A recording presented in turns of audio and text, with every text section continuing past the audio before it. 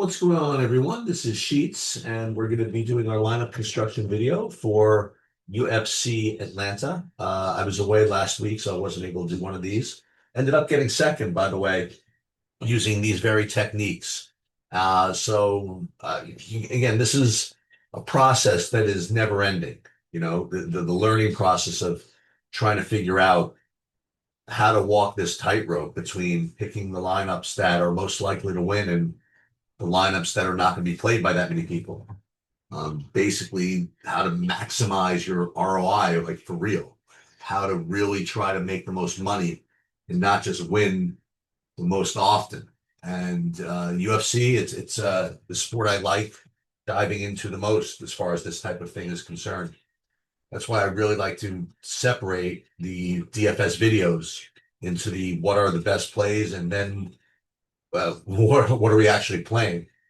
Um, so this week is it's a very fair DFS card. It's got a little something for everybody. You do have this mispriced Ricky Simone, but it's not as though he's a lock. There's a lot of guys and girls, that can put up some points here that if you get way too crazy playing Ricky Simone at 8,700, it's very possible that he could be, I don't want to say bad chalk, but just kind of overowned chalk. So there's that. You have the main event, which you could argue is sort of fishy. I don't want to say fishy, but it's a main event that you don't have to worry about locking in like you do with most main events. Not that you have to lock in most main events, but you have to worry about locking in most main events. I don't think you have to worry about it this time. Yes, Usman and Buckley both are good plays, but they're not must-haves. There's just so many different ways you can go. I mean, these other cheap wrestlers like Durden and what's his name? And Petrowski. I mean, those are kind of elite uh Usman pivot sort of, you think about it that way. And then you have these pretty decent mid-range fighters with Barcelos and Lusa and Ochoa for that matter, that all have pretty good upside in the 8,600 range. And then all these 9K guys with these really, really big inside the distance props. It's very fair. What I like to think about uh, before I set SaberSim and my other tools on their way and let them do their thing is this a type of card where we're going to have to do some funny business? In other words, are we going to have to tell SaberSim and the portfolio tools what to do? Uh, those slates are usually when you have kind of these very binary fights that one of them is going to make the optimal. You just don't know which one. Your classic scenarios, you have two $100 fighters. It's like a pick 'em fight, and both of them are just like big time slingers. And you know that one of them's going down in the first round. You just don't know who it is. So you know for sure that somebody from that fight is going to be optimal, but you just don't know which one it is. SaberSim doesn't do the greatest job with those situations, nor does any optimizer, for a lot of reasons. But when you have situations like that, you might have to manually lock in, exposures to fights like that. So that's the first thing we kind of look at is whether this is a slate that SaberSim and these types of sites can even handle. And this card is fair like that. Like there's no real fight where you could tell me with great certainty that the winner is going to be on the optimal. I guess the closest thing, I really can't think of one. There's none of these big favorites are just guaranteed to smash, or to be on the optimal because there's so much competition for the optimal. And there's no mid-range fight that really is guaranteed to have like a huge score. So you have a situation where you can really rely on your projections and the sims and the different tools to manage these portfolios. First thing I do want to do is just take a quick look at the projections, make sure I'm not completely off my rocker here. with my changes. I mean, I think it's fair enough to make Wellamaker the highest projected guy simply because all these guys are likely to win in the first round. And this guy's just likely to win the first round more often than these others. So I make him 5 points higher. Maybe that's a little much, but I think it's fair. And Mansoor, he's this guy. He's just his win odds are just too big compared with his. I mean, coupled with his his inside the distance line. It's just too tough to make any less than 93. Sai looks and Simone, I guess, looks similar, but that's fine. Maybe Bellato should be a little higher. I don't know. Should Bellato be higher than Omar Sy? No, I don't think so. I'm just kind of talking this out. And Buckley, I feel as though he's underprojected here. Like even though everything that I just said about the main event, you don't have to play it. I mean, he's still gonna score 90 in all his wins at least, right? And he's a solid 2-1 favorite. Ah, but you know what? 2-1 is not 4-1, which these other guys are. So I think this is fair. Jamie Lynn Horth, uh, you'll note, is in fact 4 points higher projected than Chiesa. Okay. And she's only half the ownership. So I do like Horth better than Chiesa here, and that if you get to any of them for that matter. What else? Barcelos and Lusa, they look like the same fighter to me. They're going to go for takedowns, and if they get them, they're going to win. Shabazian, yeah. But show I'm trying to see if there's any projection here that I really don't like, and I'm kind of down with all this. So take a look at the ownership as well. Simone, number one owned. Then these two big favorites. Usman might be a little lower, actually. Boy, I wonder if I'm supposed to manually reduce him. Are they really going to play 40% Usman? I don't think so. I think that ah, we're going to keep it just barely though. So these are the projections that we're going to run in SaberSim. And it's also the projections that we are going to use to do some dupe hunting or some unique hunting using the pay dirt portfolio management tool. So the first thing I did was I built the 5,000 lineup set, and it's actually over here. And you could rate them and rank them in any way you want. I'm rating them right now by the Sim Diversity 10. Uh, I think that this type of card, you can start with a conservative uh, portfolio metric because we are going to then use the portfolio manager tool for Paydirt to kind of reduce dupes. So I don't think you need to go to MMA default and get too aggressive here. It's a 13 fight card. Okay, you don't need to go ballistic. You don't need to intentionally like reduce ownership from the get-go. Okay. And then again, reducing salary. The problem with leaving salary on the table on purpose here is, and this is something I talk about. There are these weird techniques that I use sometimes where I take kind of a chalky underdog and I leave money on the table such that optimizers would end up getting to the favorite if it was allowed, in a way that sort of get different with chalky players. But when you have all these really, well mannered $9,200 fighters, $9,300 fighters, $9,400 fighters that have these incredible inside the distance lines, you don't want to leave too much on the table because now you're intentionally not getting to those guys for lack of spending $1,000. And you end up like with lineups, let's say that had a Cho at 8,600 and that otherwise left 1,000 on the table just to be cute. Now what's ended up happening is that 1,000 you could have gotten up to these guys with these minus 400 inside the distance lines, which you probably would want to get. So that's something to consider.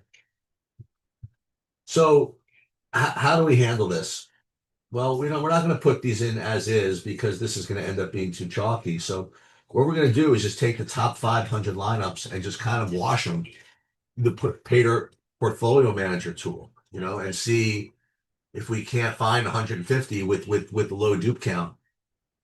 So we're going to go over here. We already made these files. And unfortunately, you have to do these manually.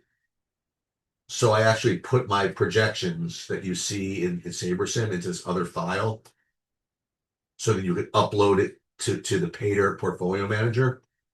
The other thing that you have to do is if you are going to use SaberSim as your base, as your lineups that you're going to test, you're going to have to tell it to recognize the particular convention that SaberSim uses. And using just the numbers, for example.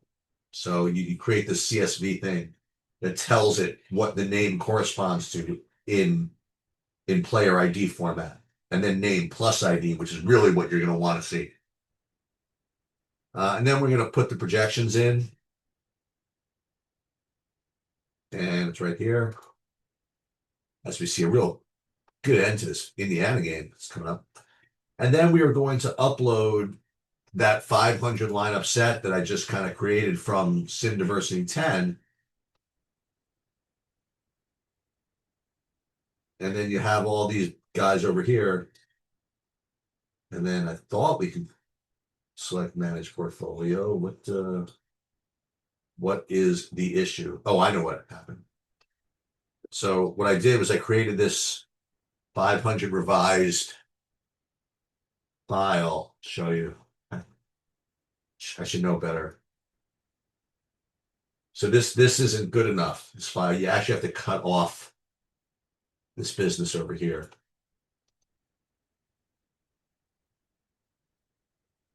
You really have to do this right. So let's get rid of this. Let's put this back in.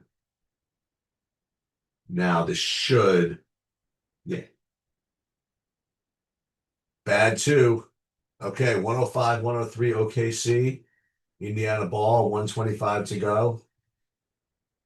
Turner does not pull up for three. Hang on, a little play-by-play here. As Niemhart, they're just hunting for three at this point. Niemhart shaking, baking on Holmgren. Step back, bad two. Bad shot by Niemhart. Wow, that's terrible. So 2-point game, OKC up 2 minutes ago.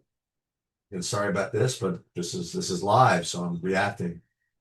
55 seconds to go. And what we've done, by the way, we've uploaded the portfolio into the portfolio manager. Now we can kind of filter it and see what's up. Shea with a ridiculous spin. Oh, we got the foul called. Wow. Makes OKC a big favorite. Up 105, 103, 44 seconds to go, and Shea shooting 2. Okay. So here we have these 500 lineups loaded, and we're going to tell it to kind of, clean this up a little bit. So first, let's put in the sport. Doesn't really matter too much, but it's a good habit to get into. Contest size 25,000, and let's put in sharp as far as field strength goes. And you could filter over here for what you want. Like if you wanted lower dupes, you could do it this way. And then you could also deal with players and stuff like that. But I like to download the whole portfolio to see really what I'm dealing with here. So this is the whole portfolio. And one thing that you'll see, not surprisingly, and I kind of warned you about this, is that you get a lot of dupes here, So that's why I like to filter all this stuff out. So the first thing I'm going to do is filter, and we're going to pick a number. We're going to pick less than, we're not going to play any dupes more than 10, more than 9. And so already we've reduced the amount of lineups we can play to 250. So which of these 250 are we going to use? Okay. So there are a couple of metrics that that James tells me are people use. One being this lineup edge, and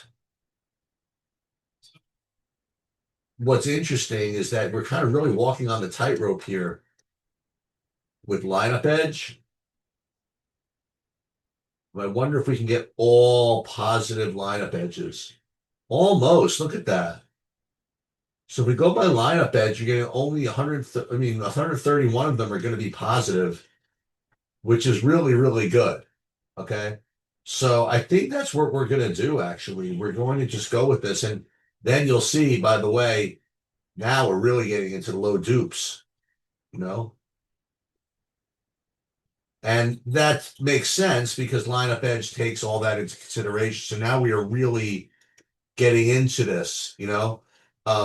We're combining tools here. We are, on the one hand, playing good high upside lineups in general. But then number two, we're double sorting. Like we're sorting by dupes in the first place, and then we're resorting by lineup edge, which takes into account low dupes. So we're gonna go ahead and play this 150, and I promise you, this is gonna be pretty damn. I think this is gonna be pretty damn unique.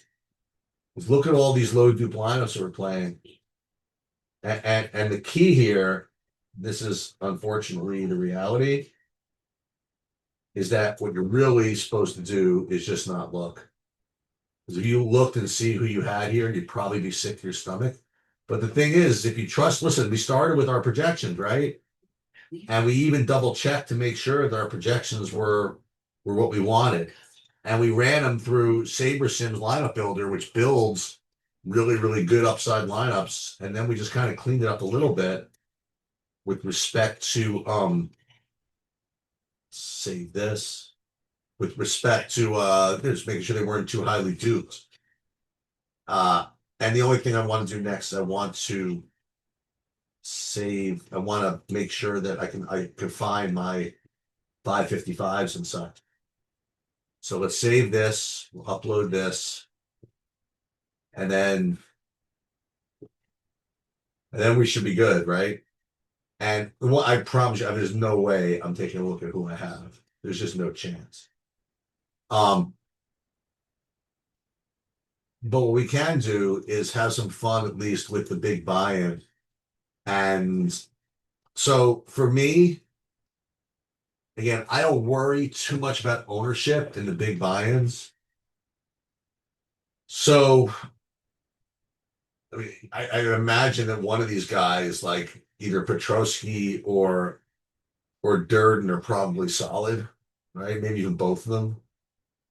So if you did this, Petrosky, Durden, you know, I wonder if I really have the gumption to play Horth like I was talking about in the earlier videos. It's just so hard for her to outscore all these other people. Um, so which of these big favorites are the best? I really don't know. Really don't know. Let's see. Let's look at another way. Like, who's going to be really popular? I mean, they're all going to be popular, right? Malik. I mean, but we can't really play Brundage. I mean, we could, but they're so unlikely to win. I mean, what you could do if you really wanted to be, you can't really do this, but these four are four grapplers, right? It's 108, 103. Oh, it's 19 seconds ago. This is over.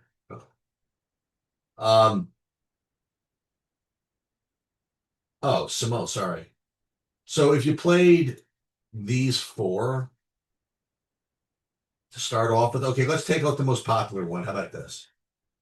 So now we're pretty chalky as it is. But then what you can do is Durden, I think, is going to be pretty popular. So what you can do is maybe fade him and get some, and then do something like this and get some direct leverage against him.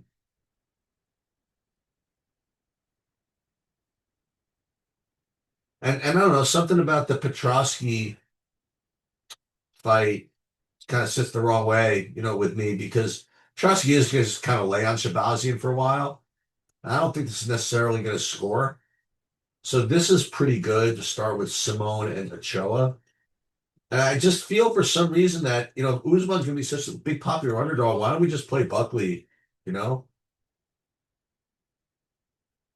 in big buy-ins? And then, you know, which of these big time favorites is the best?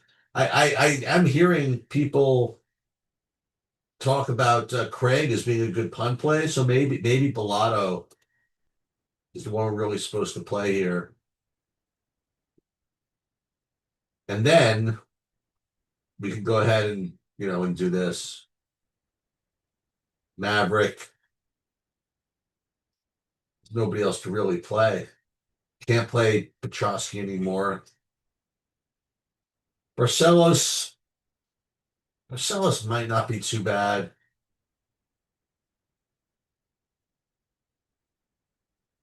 I gotta tell you who I'm really kind of into playing is this Moutinho character. I mean, come out and just come out there like a wild man. Or maybe Smotherman against Simon. So think about the Maverick play. I mean, she's going to be very low volume. What's something like this? You played Lusa, this type of grappling. I don't know. Big buy-ins are tough this week because you end up like, you know what I mean? Like these are all the logical plays. How about we go back to these play the Petrovsky, all this stuff, and how about we play nobody over 9K except for Buckley?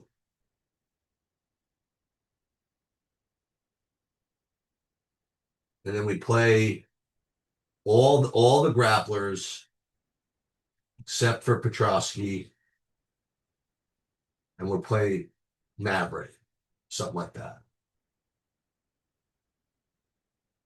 Feels a little weak, to be perfectly honest with you.